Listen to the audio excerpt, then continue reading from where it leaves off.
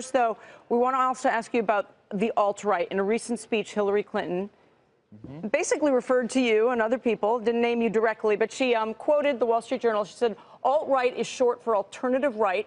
The Wall Street Journal describes it as a loose but organized movement, mostly online, that, quote, rejects mainstream conservatism, promotes nationalism, and views on immigration and multiculturalism as threats to white identity.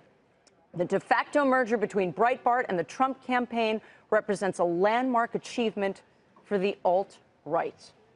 Are you the alt-right? And what is the alt-right?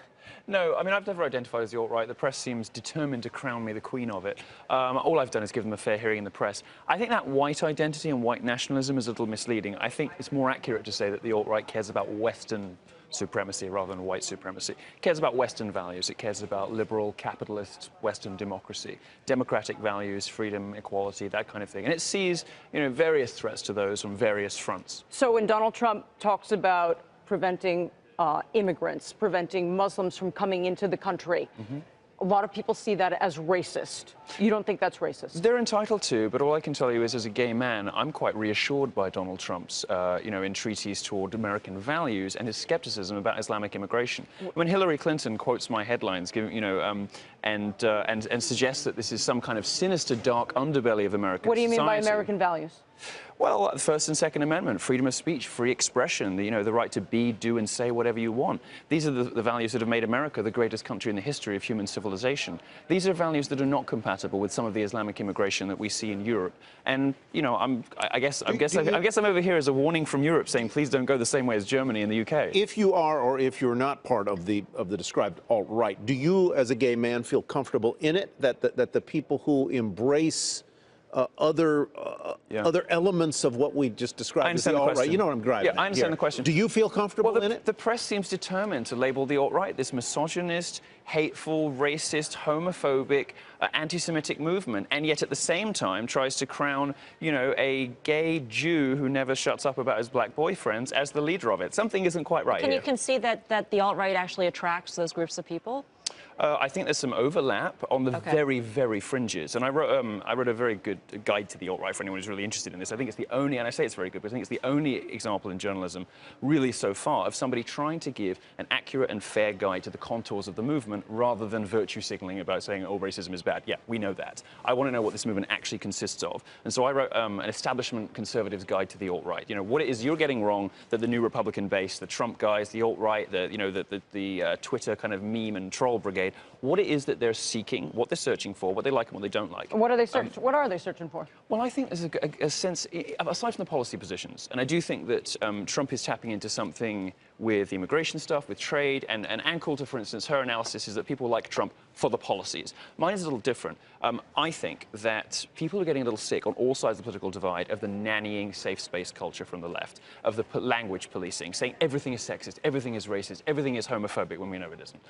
And that kind of chilling effect on culture, on freedom of expression, even on journalism, has started to become very obvious. And I don't think voters like it very much. What would America look like with an ascendant alt-right, with a Trump in the White House and a Mr. Bannon as the chief of staff? And it would be so much more fun. Well, it might well be. It might. And laughter. It would be more memes. Spontaneous, let's say. Pepe in the White House. Would it be meaner? It would be fantastic. It might be a little meaner, but we could do with a bit of meanness in American society. This cult of being nice all the time and not saying what we really think, not saying what's actually happening. I mean, the reason that people like me get upset about political correctness is that it kills, is that it results in horrible things happening. Whether it's San Bernardino or Sandy Hook or whatever, people say, oh, well, we knew, but we didn't go there. We didn't say anything because we didn't want to seem racist. What's the one? Rotherham in the UK, right? 1,400 young girls were raped over 10 years. And the government report said that the reason nobody reported on this, the reason nobody did anything about it, is that the police and the authorities were scared of seeming Islamophobic because those 1,400 girls were all raped by Pakistani rape gangs. That is an example of political correctness with victims, with real-world consequences. And that's, the serious end of political correctness. That's the real end. Aside from the memes and the jokes and the meanness on Twitter, that's the kind of stuff that I really object to. And that's the kind of stuff I think that a lot of Trump voters don't like either. Speaking of Twitter. Yes. Board meeting today. There's talk that they may sell the company or they're going to try to convince... Well, they could try. I mean, who would want it?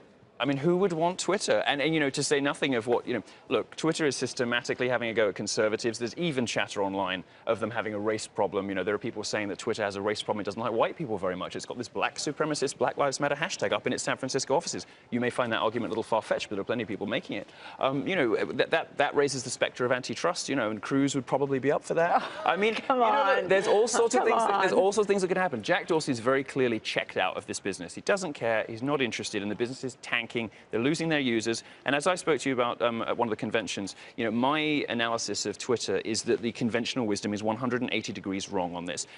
Everybody, the media and journalists, everybody is telling us that the problem with Twitter is too much trolling, too much meanness, too much quote-unquote abuse and harassment. I see the problem as exactly the reverse. When Twitter started cracking down on free speech, the platform started failing. And that is the history of social networks. That rule has never been broken in the history of social networks. Was there a single tweet or a series of tweets that got you banned from Twitter? And in your version of what could be a more fun world, would those tweets have been okay? I guess they would have been. I mean, I told the Wall Street Journal that Leslie Jones, the subject of the new Ghostbusters movie, looked remarkably like one of my ex-boyfriends, which she does. And I said that it was nice that they'd cast a hot black dude in the movie. You know, these are the kind of like, oh, okay, fine, a gay guy's catty, you know, stop the presses.